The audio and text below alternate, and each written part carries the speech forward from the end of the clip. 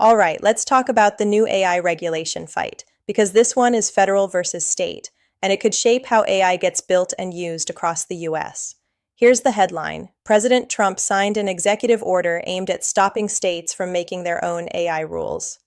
The idea is to push toward one national policy, one set of rules for everyone, so companies aren't juggling 50 different playbooks. And I get why that sounds appealing. Imagine you're a startup. You launch an AI tool nationwide. But then, one state says you need a warning label, another state requires a specific audit, another state bans a certain use case, and another state has totally different privacy rules. That's a lot of legal homework before you even ship your product. So the supporters' argument is simple. A single federal framework keeps things consistent, predictable, and competitive. They'll say, if we want the US to stay ahead, we can't move at the speed of paperwork. They also point to global competition, especially as other countries roll out national approaches to AI governance.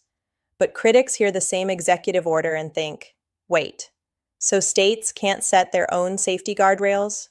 Because states have been the first movers on a bunch of tech issues before. Privacy rules, consumer protection, deep fakes, protections for kids, and more. So here's the core tension: innovation versus safety, and also power. Who gets to set the rules? The federal government? Or states that say, we know what's happening in our communities, our schools, our elections, and our workplaces? Now, let's be real. This isn't a movie where one side is the hero and the other is the villain. It's a trade-off. A single national policy can reduce chaos and speed things up. But if that national policy is weak or slow to arrive, then you might lose the local guardrails that were protecting people in the meantime. So what happens next? There are basically three paths. Option 1, Congress passes a real federal AI law, and it becomes the main rulebook: clear standards, clear enforcement, clear responsibilities.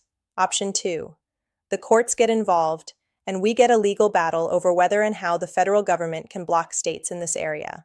Option 3, a hybrid model, some baseline federal rules, plus room for states to add protections in specific areas, like elections, minors, or consumer rights. Here's the takeaway. This isn't just a political tug-of-war. It's about who gets to decide the guardrails for a technology that's already reshaping school, work, and everyday life.